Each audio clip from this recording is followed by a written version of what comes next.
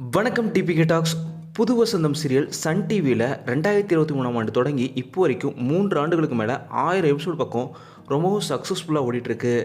இந்த வெற்றிக்கு முக்கியமான ஒரு காரணமாக இருக்கிறவர் இந்த சீரியலில் லீட் ஹீரோவாக வேலு கதாபாத்திரத்தில் நடிக்கிறவர் தான். இவரை பற்றின பயோகிராஃபி தான் நம்ம பார்க்க போகிறோம். புது வசந்தம் சீரியலில் இன்னசென்ட்டாக வேலு கதாபாத்திரத்தில் நடிக்கிறவரோட உண்மையான பேர் ஷியாம்.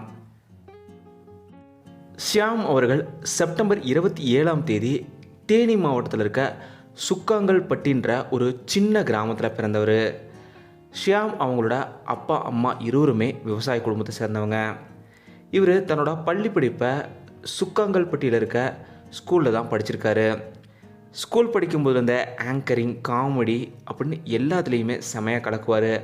டான்ஸுமே ஆடி தன்னோட தனித்திறமையை காமிப்பார் ஷியாம் அவர்கள்.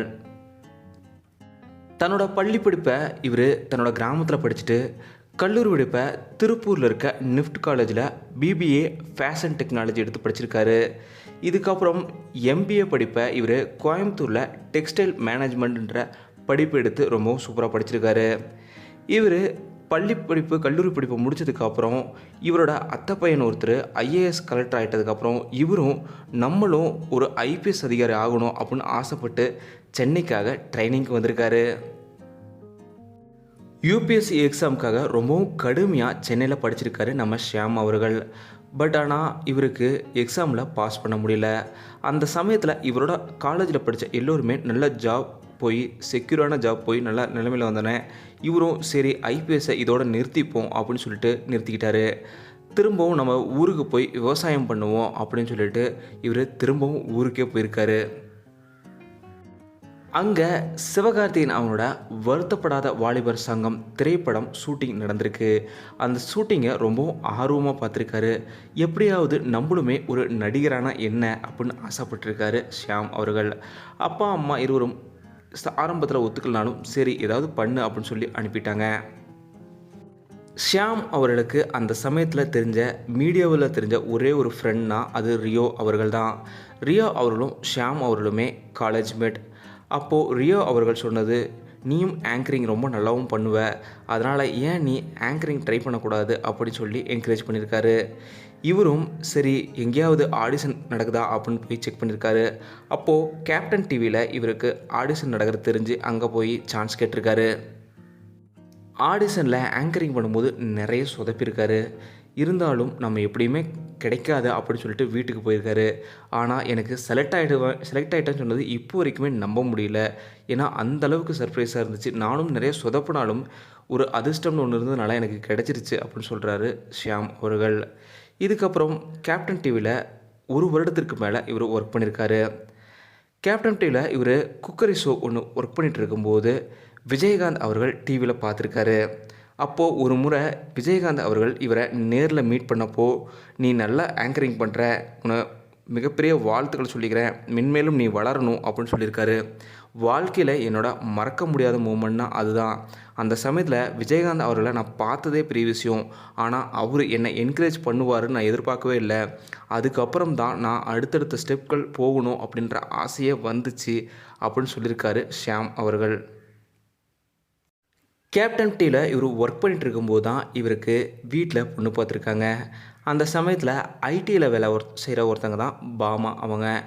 இவங்கள பொண்ணு பார்க்க போனப்போ ஆரம்பத்தில் நம்ம வேணாம், நம்ம இப்போ தான் கெரியரை ஸ்டார்ட் பண்ணியிருக்கோம், நமக்கெல்லாம் பொண்ணு யார் கொடுப்பா, அதுவும் ஐடியில் இருக்கிறவங்க யார் கொடுக்க போகிறாங்க அப்படின்னு நினச்சிட்டு போயிருக்காரு. ஆனால் இருவருக்கும் பிடிச்சதுனால 2017ஆம் ஆண்டு செப்டம்பர் 7ஆம் தேதி பாமா ஷியாம் இருவருமே திருமணம் செஞ்சுக்கிட்டாங்க. ஷியாம் அவர்களுக்கு 2019ஆம் ஆண்டு ஒரு மகளும் 2022ஆம் ஆண்டு ஒரு மகளும் பிறந்திருக்காங்க. ஷியாம் பாமா ஜோடிக்கு 2 மகள்கள் இருக்காங்கன்றது குறிப்பிடத்தக்கது.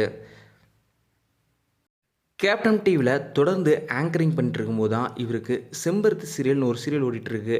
அதில் ஒரு சான்ஸ் இருக்குது, நீ போய் நடிக்கிறியான்னு அந்த இவரோட கேப்டன் டிவியில் ஒளிப்பதிவாளர் இருந்தார் சொல்லியிருக்காரு. சரி போய் ட்ரை பண்ணி பார்ப்போம் அப்படின்னு சொல்லிட்டு இவரும் செம்பருத்தி சீரியல் ஷூட்டிங்கில் ஹீரோவோட ஃப்ரெண்ட் கேரக்டருக்காக சான்ஸ் கேட்டு போயிருக்காரு. அப்போது இவரோட கதாபாத்திரம் வெறும் 20 நாள் வர்ற மாதிரி தான் இருந்திருக்குது. சரி ஏதாவது கிடைச்சா போதும் அப்படின்னு சொல்லி இவரும் போய் நடிக்க போயிருக்காரு. 20 நாள் தான் இவரோட கேரக்டர் இருந்த நிலையில் இவரோட ஆக்டிங் அப்புறம் அந்த கேரக்டரோட டெவலப்மெண்ட் எல்லாமே ரொம்பவும் சூப்பராக அமைஞ்சுது. அதனால் அந்த சீரியல் முழுக்கவே இவர் நடிக்கிற மாதிரி வந்துச்சுன்றது குறிப்பிடத்தக்கது. செம்பருத்தி சீரியலில் ஷியாம் அவர்கள் நடிக்கும்போது எப்படி ஆன் ஸ்க்ரீனில் கார்த்தி ஷியாம் இருவரும் ரொம்ப க்ளோஸ் ஃப்ரெண்டோ அதே போல் ஆஃப் ஸ்க்ரீனுமே அவ்வளோ க்ளோஸ் ஃப்ரெண்ட்ஸ்னு சொல்கிறாரு ஷியாம் அவர்கள். ஏன்னா ஆரம்பத்தில் கார்த்தி அவர்கள் யார் கூடயுமே சரியாக பேச மாட்டார். ஆனால் என் கூட மட்டும் அவ்வளோ சகஜமாக பேசுவார். என்னோட ஒரே ஃப்ரெண்ட் அது ஷியாம் தான்னு சில இடங்களையும் பதிவு பண்ணியிருக்காரு. அந்தளவுக்கு நாங்கள் திக் ஃப்ரெண்ட்ஸாக கார்த்திக் தீபம் சீரியல் அப்போது இருந்தோம் அப்படின்னு சொல்லியிருக்காரு ஷியாம் அவர்கள். செம்பருத்தி சீரியலை தொடர்ந்து இவர் சன் டிவிக்கு மூவ் ஆனார். ஆரம்பத்தில் கேப்டன் டிவிலேருந்து ஜீ தமிழுக்கு மூவ் ஆன இவர் அதுக்கப்புறம் சன் டிவிக்கு மூவ் ஆனார்.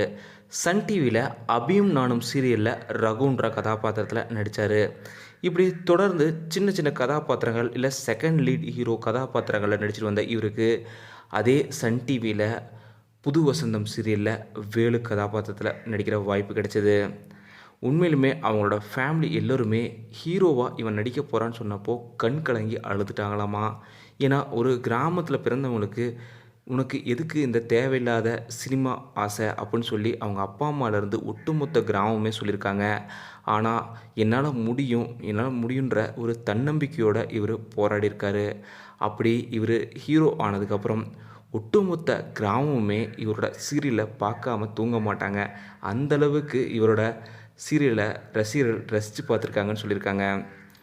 சொல்லப்போனால் 2025ஆம் ஆண்டு பெஸ்ட்டு பிரதர் சன் குடும்ப விருதுகளை ஷியாம் அவர்கள் வெற்றி பெற்றிருந்தார்.